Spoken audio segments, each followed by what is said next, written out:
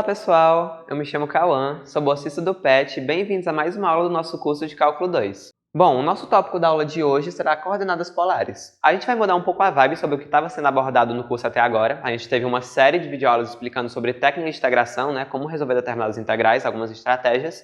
E a partir dessa aula a gente vai encontrar algumas aplicações para as técnicas de integração que a gente aprendeu até agora. Ou seja, o conteúdo vai ser encarado de uma forma mais geométrica, certo? Vai ser outra vibe.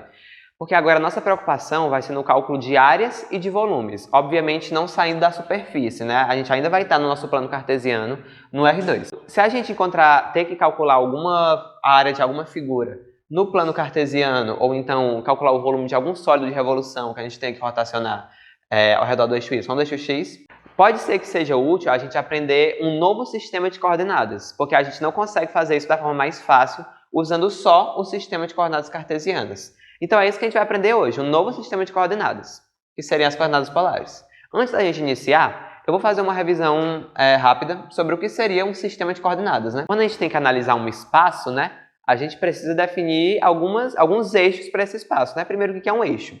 Eixo é como se fosse o grau de liberdade que eu tenho em um certo espaço.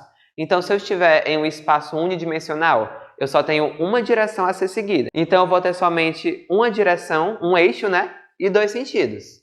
Se eu pegar esse eixo e eu estender ele para outra dimensão, eu vou ter uma superfície, um espaço bidimensional e, consequentemente, eu vou ter dois eixos, que é o nosso caso aqui.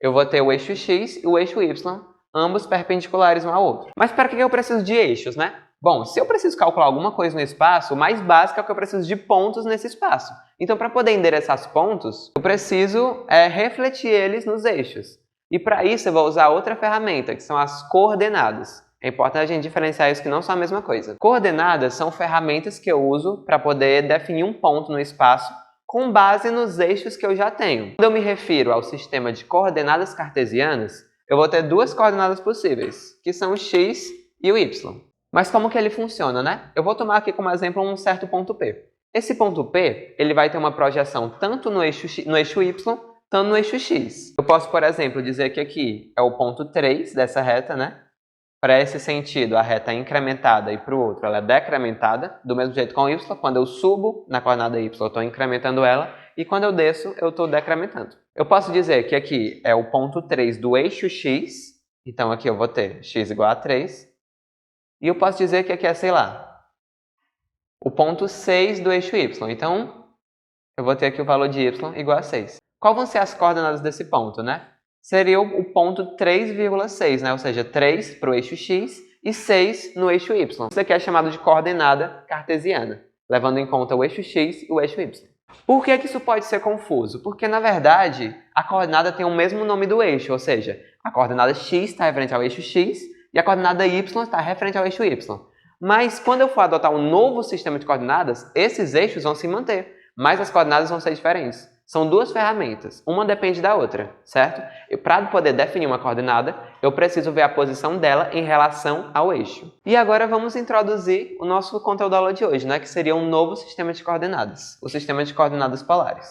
Bom, qual que vai ser a diferença, Em vez de eu ter as duas coordenadas x e y, eu vou levar em conta para posicionar o meu ponto duas novas coordenadas, que vão ser um raio r e um ângulo θ. Então, como que vai funcionar? Eu vou pegar o mesmo ponto, O mesmo ponto no sistema cartesiano para o sistema polar. Vou posicionar, eles não estão muito bem alinhados, mas abstrai e finge que está no mesmo lugar. E em relação a esse ponto, eu vou ter referente a ele um raio e um ângulo que esse raio faz com o eixo x. Esse raio vai tomar como base a origem, esse ponto aqui, que é o ponto de interseção entre o eixo x e o eixo y, que a gente vai chamar ele de polo. Esse semi-eixo a gente vai chamar de reta polar. Mas pode pensar, mas por que é um semi-eixo, Se ele está paralelo ao eixo, por que não é um semi-eixo?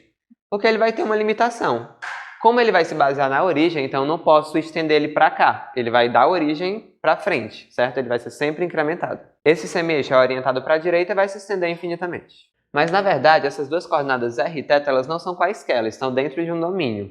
No caso r, o seu valor mínimo vai ser 0. Nunca que eu vou ter um raio negativo, o r não vai se estender para cá. Ele vai partir sempre da origem. Então, eu tenho que r está entre 0 e o valor indefinido, ou seja, ele se estende até mais infinito. Do mesmo jeito, θ, como ele vai sempre partir da origem, né? Ele está em um valor entre 0 e ele pode dar essa volta inteira aqui. Ou seja, ele está entre 0 e 2π. Até porque se a gente quiser dar mais uma volta, a gente vai encontrar o mesmo ponto, né? Então, não tem necessidade disso. Então, a gente pode limitar o θ até 2π, que é uma volta completa. Se eu escolher girar esse eixo R no sentido anti-horário, por convenção eu vou denominar valores positivos para esse ângulo θ.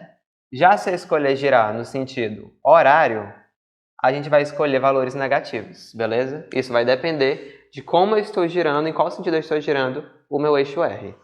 Por exemplo, eu posso definir esse ponto P, né? Esse meu valor de R como sendo, por exemplo, 3, né? Está na posição 3. Se eu estender ele um pouco mais para cá, eu já terei outro ponto. Vou chamar aqui de P2. Esse aqui está na posição 3. Eu ainda não vou definir o θ, vou só chamar de θ. E esse aqui já vai ser um valor maior, né? Eu vou ter um raio maior. Vou chamar de Rzão. Esse Rzão vai ser maior que o Rzinho. Eu posso colocar, sei lá, 6. Mas você vê que ele está sujeito ao mesmo ângulo θ. Ou seja, eu vou variar apenas o raio, eu não vou variar o ângulo. Do mesmo jeito que eu posso ter, sei lá, aqui um ângulo, ou melhor, um ponto P3, que ele tem o mesmo raio que o ponto P, mas ele vai ter, finge que é o mesmo raio, tá, gente? Mas ele vai ter um ângulo diferente, ele vai ter um ângulo maior, que eu vou chamar, sei lá, de θ'. Então, eu vou ter aqui o mesmo raio, né, raio 3, e o ângulo θ'. Ou seja, eu posso tanto manter o raio constante e variar só o ângulo, como eu posso manter o ângulo constante e variar só o raio. De qualquer jeito, eu vou estar falando de pontos diferentes, ou seja, as coordenadas vão ser diferentes. Agora que a gente entendeu como funciona o sistema de coordenadas polares, a gente vai aprender como converter de um sistema para outro. Então, se eu tenho um ponto no plano cartesiano, como que eu posso escrever esse ponto em coordenadas polares? Ou como eu posso converter um ponto em coordenadas polares para o plano cartesiano. Isso é bem simples da gente fazer, basta a gente fazer uma análise usando trigonometria. Eu posso ver que essa altura aqui, na verdade, é o valor da minha coordenada y, né? yp. Eu também sei que relacionando essa altura yp com esse raio r, analisando essa figura como triângulo retângulo, eu tenho que a relação desse com esse é, na verdade, o seno desse ângulo aqui. Então, eu posso escrever seno do ângulo θ corresponde a coordenada yp, né, essa altura, que seria o cateto oposto, né, sobre a hipotenusa, que seria esse raio. Então, eu tenho essa relação. Isolando o ponto y, então eu tenho que yp, generalizando, né, a gente pode chamar de y, corresponde a r, que seria o valor do raio, vezes o seno do ângulo. Então, aqui eu tenho a relação tanto do raio e do ângulo com a coordenada y. Similarmente com a coordenada x, eu tenho que essa distância aqui, que a gente vai chamar de xp, está relacionada com o ângulo R. Então, usando a relação trigonométrica do cateto adjacente com essa hipotenusa, eu vou ter que corresponde ao valor do cosseno desse ângulo aqui. Então, eu vou ter cosseno do ângulo θ, corresponde a essa distância xp, cateto adjacente, sobre a hipotenusa que é R. Isolando e generalizando a coordenada x, eu vou ter que x corresponde ao valor do raio R vezes o cosseno do ângulo θ. E assim, eu tenho a relação de ambas as coordenadas x e y. Então, sempre que eu quiser converter de um ponto para outro, né, em um sistema de coordenadas, eu vou usar essas relações aqui. Eu também posso descobrir o valor dessas coordenadas x e y sabendo somente o valor do meu raio R, sem precisar do ângulo θ, usando o teorema de Pitágoras, né? Afinal, isso aqui é um triângulo retângulo. Então, eu tenho que a minha hipotenusa ao quadrado, ou seja, o valor do raio R ao quadrado, corresponde à soma dos catetos ao quadrado, ou seja, xp ao quadrado mais yp ao quadrado. E tá pronto. Só reorganizando a expressão e generalizando os pontos x e y, as coordenadas x e y, eu vou ter que o raio R pode ser descoberto dessa forma, usando as coordenadas x e y. Do mesmo jeito, eu posso saber os valores dessas coordenadas sem saber o valor do raio, sabendo só o valor do ângulo θ.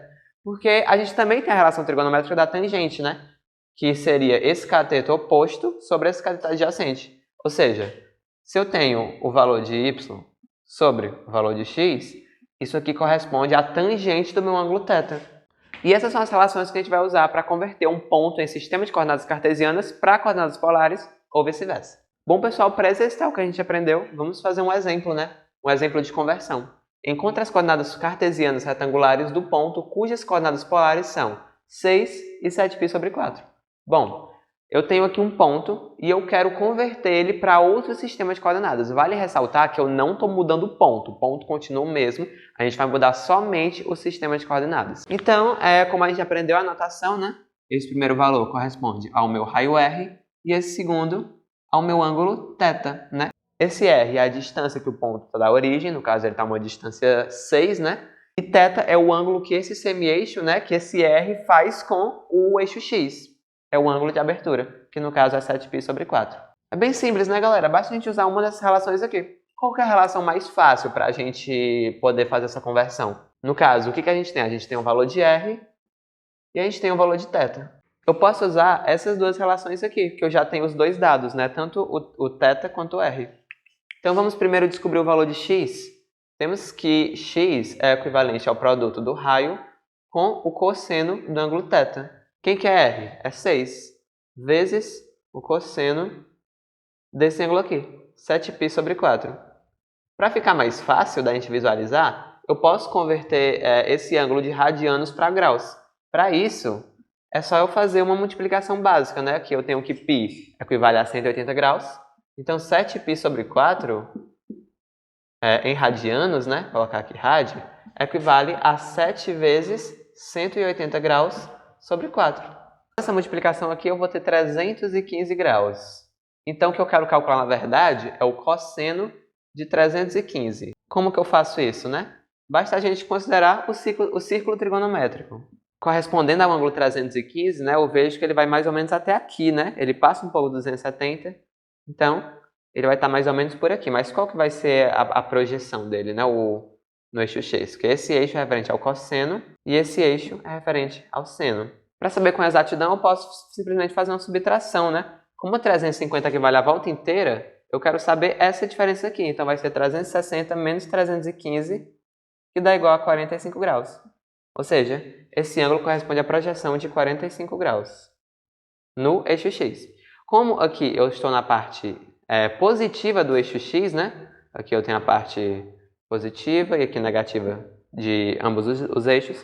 Como aqui eu me encontro na parte positiva, então esse cosseno de 315 corresponde ao cosseno positivo de 45 graus. Então é a mesma coisa de eu considerar cosseno de 45 graus. Positivo porque eu estou na parte positiva do eixo. A gente sabe que o cosseno de 45 é o quê? É raiz de 2 sobre 2, né? Então aqui eu vou ter 6 vezes raiz de 2 sobre 2.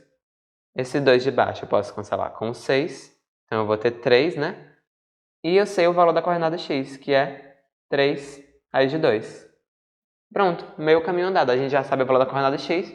Falta agora saber o valor da coordenada y usando essa mesma relação, né? Temos aqui que y corresponde ao valor de r vezes o seno do ângulo θ, ou seja, y corresponde a 6 vezes seno de 7π sobre 4, agora que a gente já sabe, né, corresponde a 315 graus. E qual que é o valor de seno de 315? Né? A gente já sabe que ele faz essa projeção de 45 graus, só que agora a gente vai analisar referente ao eixo do seno, né, que é o eixo y.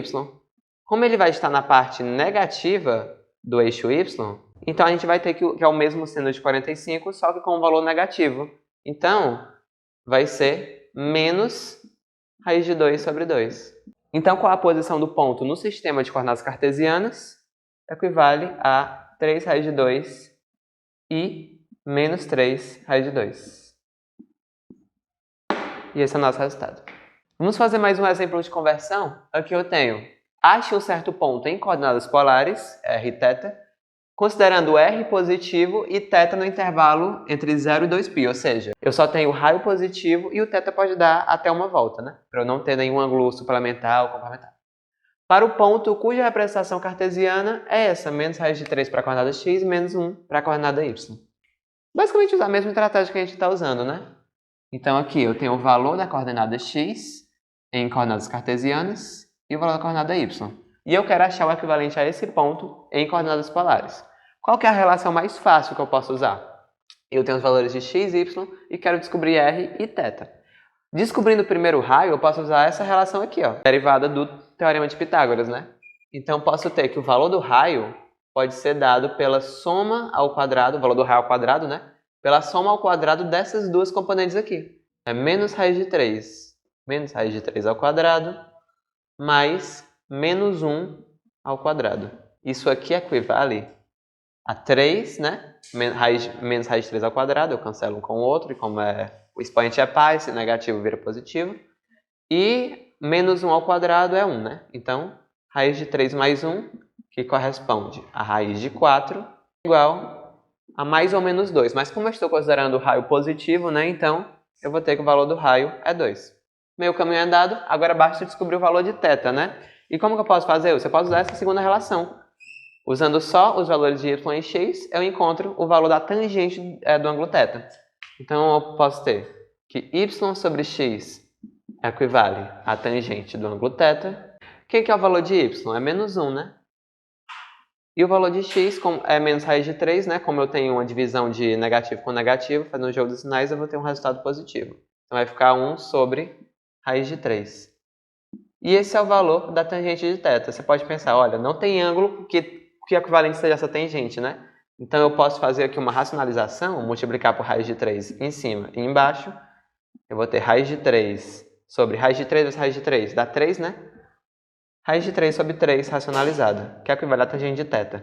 Então, eu vou ter que o meu ângulo θ corresponde ao arco tangente de raiz de 3 sobre 3, ou seja, qual o valor do ângulo cuja tangente é raiz de 3 sobre 3? A gente tem, que é um ângulo notável, é o ângulo de 30 graus.